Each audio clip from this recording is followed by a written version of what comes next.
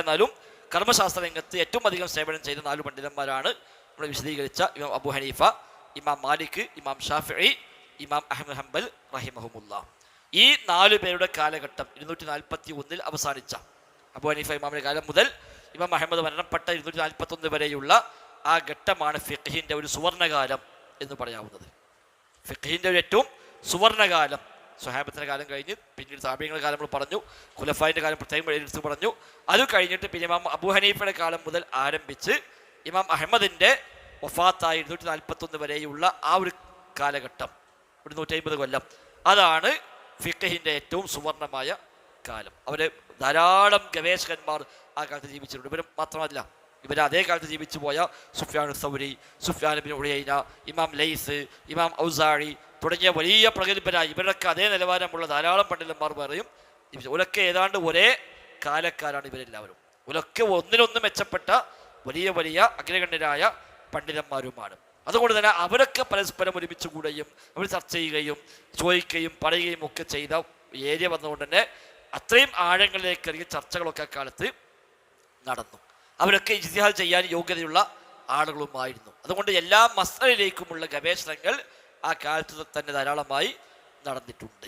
ഈ 4 മദ്ഹബുകൾക്ക് പുറമെ നേരത്തെ പറഞ്ഞവർക്ക് ചില മദ്ഹബുകൾ ഉണ്ടായിരുന്നു. സുഫ്യാൻ സൗരിക്ക് മദ്ഹബ് ഉണ്ടായിരുന്നു, സുഫ്യാൻ ഇബ്നു ഉയൈനക്ക് മദ്ഹബ് ഉണ്ടായിരുന്നു, ഇമാം ലൈസിന് മദ്ഹബ് ഉണ്ടായിരുന്നു, ഇമാം ഔസാഇക്ക് മദ്ഹബ് ഉണ്ടായിരുന്നു. പക്ഷെ അതൊന്നും പിൽക്കാലത്ത് പിന്നെ അങ്ങനെ ശിഷ്യന്മാരും അതിൽ കിതാബുകളും അതിൽ പഠനങ്ങളും അത് രാജ്യത്തെ ഔദ്യോഗിക മദ്ഹബായി പ്രഖ്യാപിക്കലും ഒന്നുമില്ലാത്തത് കൊണ്ട് അതങ്ങാണ്ട് 1, 2, 3 തലമുറ കഴിയുമ്പോൾ മെല്ലെ മെല്ലെ മെല്ലെ അങ്ങാണ്ട് അതൊക്കെ ഇല്ലാതെ ഇതിലേക്ക് പലതേക്കും ലയിച്ചു പോവുകയാണ് പിന്നീട് ഉണ്ടായത്. അങ്ങനെയാണ് 4 മദ്ഹബിൽ ഇതെല്ലാം പരിമിതപ്പെട്ടത്. അതല്ലെങ്കിൽ യഥാർത്ഥ 4 മദ്ഹബൊന്നല്ല, അതിലേറെ ധാരാളം മദ്ഹബുകൾ 10, 15, 20 മദ്ഹബുകളൊക്കെ അക്കാലത്ത് അംഗീകരിക്കപ്പെട്ടു തന്നെ ഉണ്ടായിട്ടുണ്ട്. എന്നാൽ അത്ര തന്നെ സൂക്ഷ്മത അല്ലാത്ത വേറെ മദ്ഹബുകളും വേറെയും ഉണ്ടായിട്ടുണ്ട്.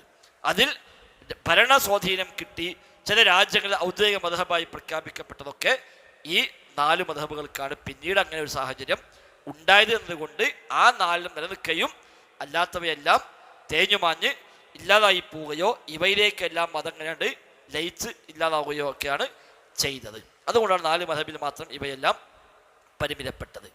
പിന്നെ ഇവർ തൊട്ട് പിറകെ വന്ന ശിഷ്യന്മാരും ഒക്കെ ഇതേ വഴി സ്വീകരിച്ചുകൊണ്ട് ഗവേഷണങ്ങളും ഇവിടെ വാക്കുകൾ വീണ്ടും പരിശോധന വിധേയമാക്കലും എല്ലാം ഉണ്ടായിട്ടുണ്ട്. കുറച്ച് മുന്നോട്ട് പോയപ്പോഴാണ് പിന്നെ അത് അന്ധമായ അനുകരണം, മദ്ഹബി പക്ഷപാതിത്വങ്ങൾ എന്നതിലേക്ക് പിന്നീടാണ് വരുന്നത്. പക്ഷപാതിത്വം, ഈ മദ്ഹബ് മാത്രമേ ശരിയുള്ളൂ, മറ്റൊന്നും ശരിയല്ല എന്ന് പറയുക, മദ്ഹബിൻ്റെ ആളുകൾ തമ്മിലുള്ള ഏറ്റുമുട്ടലുകൾ, യുദ്ധങ്ങൾ വരെ ചരിത്രത്തിൽ ഉണ്ടായിട്ടു. അതൊക്കെ പിൽക്കാലത്താണ്. അന്ധമായ പക്ഷപാതിത്വം ഉണ്ടായി, ഒരു രാജ്യത്തെ ഔദ്യോഗിക മദ്ഹബായി പ്രഖ്യാപിച്ചു, അപ്പോൾ അതല്ലാത്ത ഒരു മദ്ഹബും സ്വീകരിക്കാൻ പറ്റില്ല എന്ന് പറഞ്ഞു. അതിൻ്റെ പേരിലുണ്ടായ ഒരുപാട് വാഗ്വാദങ്ങളും വാദപ്രതിവാദങ്ങളും ഒക്കെ പിൽക്കാലത്ത് ഉണ്ടായിട്ടുണ്ട്. പിന്നീട് അത് അന്ധമായ അനുകരണമാവുക വഴി ഈ രംഗത്ത് ഒരു പുരോഗതി ഏതാണ്ട് അവിടെ നിലച്ചു. പിന്നെ ഇവരൊക്കെ പറഞ്ഞു വെച്ചാൽ അതേപടി ഇങ്ങനെ സ്വീകരിച്ചു പോവുക, പുതിയ പുതിയ മസല വന്നാൽ പോലും അതിൽ കൂടുതൽ പഠനങ്ങൾ വേണ്ട, കൂടുതൽ ചർച്ചകൾ വേണ്ട എന്ന് പറഞ്ഞ് ഈ ഇമാമിങ്ങളെ കൗതിലേക്ക് ഇതെല്ലാം പരിമിതപ്പെടുന്ന അവസ്ഥയിലേക്ക് ഒരു തഖ്ലീദുൻ അഴ്മ, അന്ധമായ അനുകരണം. ഇമാമ് പറഞ്ഞോ ശരി, അതിനപ്പുറത്ത് വേറൊന്നും നോക്കേണ്ടതില്ല, ഞങ്ങൾ ഈ മദ്ഹബിൻ്റെ ആളാണ്, ഈ മദ്ഹബിലില്ല, അവിടെയൊക്കെ സ്വീകാര്യമല്ല, മറ്റേ മദ്ഹബിലുണ്ടായി ഞങ്ങൾ നോക്കേണ്ട ആവശ്യമില്ല എന്ന് പറഞ്ഞ് ഇവർ തമ്മിൽ അവസാനം വളരെ അങ്ങേയറ്റം അതിവിദൂരമായ തരത്തിലേക്കുള്ള ചർച്ചകളും വീക്ഷണവ്യത്യാസങ്ങളൊക്കെ പോയ അവസ്ഥകൾ വരെ ഉണ്ടായിട്ടുണ്ട്. അത് പക്ഷപാതിത്വം തലക്ക് കയറി ഇവരൊക്കെ ആക്ഷേപിക്കാൻ കള്ള ഹദീസ് പോലും ഉണ്ടാക്കുന്ന അവസ്ഥ വരെ പിന്നീടായിട്ടുണ്ട്. ഇവ ഇമാം ഷാഫിയെ പറ്റി നബി പറഞ്ഞു എന്ന് പറഞ്ഞിട്ടുണ്ട്, എൻ്റെ ഉമ്മത്തിൽ മുഹമ്മദ് ബിൻ ഇദ്രീസ് എന്നൊരാൾ വരും, ഓ അദറുൽ ഉമ്മത്തി മിൻ ഇബ്ലീസ്, എൻ്റെ ഉമ്മത്തിൽ ഇബ്ലീസിനേക്കാളും വലിയ ഉപദ്രവകാരിയാണ് അയാൾ എന്ന് നബി പറഞ്ഞിരിക്കുന്നു എന്ന് പറഞ്ഞിട്ട് പിൽക്കാലക്കാരായ ഏതോ ഹനഫികൾ ഉണ്ടാക്കി വിട്ട റിപ്പോർട്ടാണ്. തിരിച്ചുണ്ടാക്കി അതേപോലെ അബൂ ഹനീഫയെ പറ്റി നബി അങ്ങനെ ഉണ്ടാക്കി. അങ്ങനെയൊക്കെയുള്ള കുറേ ആക്ഷേപങ്ങൾ പിൽക്കാലത്ത് കടന്നു വന്നു. ചില മസ്അലയുടെ പേരിൽ ആക്ഷേപിച്ചവരുണ്ട്. അപ്പോൾ അബൂ ഹനീഫ ഇമാമിന്റെ മസ്അല പ്രകാരം മനിയ്യ് നജസാണ്, ഇന്ദ്രിയം നജസാണ്. ഷാഫി മദ്ഹബ് പ്രകാരം മനിയ്യ് നജസല്ല, മലം മൂത്രം രക്തമൊക്കെ നജസ, പക്ഷെ മനിയ്യ് നജസല്ല. ഹനഫി മദ്ഹബിൽ മനിയ്യ് നജസാണ്. അത് വെച്ചുകൊണ്ട് ആക്ഷേപിച്ചു, സുബ്ഹാന മൻ ഖലഖൽ അഹ്നാഫ മിൻ നജസി വശാഫിയ്യത മിൻ മാഇൻ വമിൻ തീനി. അല്ലാഹു തആല എത്ര വലിയവനാകുന്നു. ഹനഫികളെ പഠിച്ചത് നജസ് കൊണ്ടാണല്ലോ, ഷാഫികളെ ശുദ്ധമായ മണ്ണ് കൊണ്ടും പഠിച്ചു. മനിയ്യ് നജസായതുകൊണ്ട് ഹനഫികളെ അല്ലാഹു പഠിച്ചത് നജസ് കൊണ്ടാകുന്നു, ഷാഫികളെ പഠിച്ചതാവട്ടെ മണ്ണും വെള്ളവും കൊണ്ടാകുന്നു, അള്ളാഹു പരിശുദ്ധനാകുന്നു എന്നിവരെ പാട്ട് വരെ ഉണ്ടാക്കി പറഞ്ഞിട്ടുണ്ട്. അതൊക്കെ ഈ അന്ധമായ പക്ഷപാതിത്വങ്ങൾ വന്നപ്പോൾ ഇവരൊക്കെ കണ്ടതിനപ്പുറത്തേക്ക് ഇതിനെ കൊണ്ടുപോയ ഘട്ടങ്ങൾ വന്നിട്ടുണ്ട്. അതാണ് അന്ധമായ തഖ്ലീദുൽ അഅ്മ. ആ തഖ്ലീദിനെ പൊളിച്ചതാണ് പിന്നെ ഇബ്നു തൈമിയ്യ ചെയ്ത പ്രധാനപ്പെട്ട ഒരു സേവനം. അത്രയും അന്ധമായ അനുകരണം പാടില്ല എന്നും അത് ഈ ഇമാമികളൊന്നും പഠിപ്പിച്ചതല്ല എന്നും ഈ ഇമാമികളെ മാർഗം അതല്ല എന്നും ഇമാമികളെ കിതാബുകളും ഉത്തരങ്ങളും വെച്ചുകൊണ്ട് ശൈഖുൽ ഇസ്ലാം ഇബ്നു തൈമിയ്യ റഹിമഹുല്ലാഹ് അന്ന് തഖ്ലീദിനെതിരായിട്ട് ശക്തമായ ഒരു പടയോട്ടം തന്നെ നടത്തി.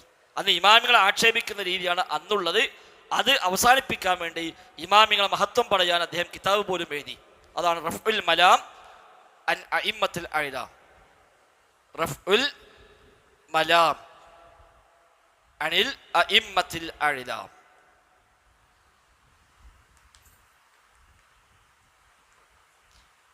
ശൈഖുൽ ഇസ്ലാം ഇബ്നു തൈമിയ്യ റഹിമഹുല്ലാഹ് റഫ്ഉൽ മലാം അനിൽ അഇമ്മത്തുൽ അഅ്ലാം. അലമുകളായ വലിയ പണ്ഡിതന്മാരെ കുറിച്ചുള്ള ആക്ഷേപമില്ലാതാക്കൽ എന്ന അദ്ദേഹം ഗ്രന്ഥം എഴുതിയിട്ട് ഈ പറയപ്പെട്ട ഇമാമികളെ മുഴുവൻ മഹത്വം അദ്ദേഹം പറയുകയും അവരൊന്നും പഠിപ്പിച്ച ശൈലി ഇങ്ങനെയല്ല എന്നും അവർക്ക് പറഞ്ഞ അഭിപ്രായങ്ങൾ തെറ്റാണെങ്കിൽ പോലും ആ തെറ്റിനോട് നമ്മൾ സ്വീകരിക്കണമെന്ന നിലപാട് ഇങ്ങനെയല്ല എന്നും അവരെ കുറ്റപ്പെടുത്താൻ പാടില്ല എന്നും പറഞ്ഞുകൊണ്ട് സ്വഹാബിമാർ മുതലുള്ളവർക്ക് തന്നെ വീക്ഷണ വ്യത്യാസമുണ്ട്. ആ അഭിപ്രായ വ്യത്യാസം വരാനുള്ള കാരണം ഇതൊക്കെയാണ്, ഇന്ന കാരണം കൊണ്ടാണ് അഭിപ്രായ വ്യത്യാസം വന്നത്, അത് ന്യായമാണ്, മാനുഷികമാണ് എന്ന് സ്ഥാപിച്ചുകൊണ്ട് ഇമാമികളെ സംരക്ഷിക്കാൻ അദ്ദേഹം എഴുതിയ ഗ്രന്ഥമാണ് റഫ്ഉൽ മലാം അനിൽ അഇമ്മത്തുൽ അഅ്ലാം. ഈ പുസ്തകം മലയാളത്തിലേക്ക് ഇപ്പോൾ പരിഭാഷപ്പെടുത്തി അടുത്ത ആഴ്ച ഇറങ്ങാൻ പോകുന്നു. വിസ്ഡം ബുക്സ് അത് ഇറക്കിയിട്ടുണ്ട്. അടുത്ത ആഴ്ച ഇൻഷാ അല്ലാഹ് അത് പുറത്തിറങ്ങും.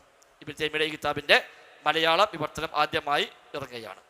നമ്മൾ വായിക്കേണ്ട ഗ്രന്ഥമാണ്, ചെറുതാണ്, അധികമൊന്നുമില്ല, പക്ഷെ വലിയൊരു കാഴ്ചപ്പാടിലൂടെ കിട്ടും. ഈ വക വിഷയത്തിലൊക്കെ സ്വീകരിച്ചു പോരേണ്ടുന്ന ശരിയായ നിലപാട് എന്താണ് എന്ന് കൃത്യമായതിലൂടെ പഠിക്കാൻ കഴിയും. അപ്പം അങ്ങനെയുള്ള സേവനങ്ങളാണ് പിന്നീട് വന്നിട്ടുള്ളത്. ഏതായാലും ഫിഖഹിൻ്റെ ഒരു പൊതുവേയുള്ള ഒരു റൂട്ടാണ് നമ്മൾ ഈ പറഞ്ഞത്. ഇനി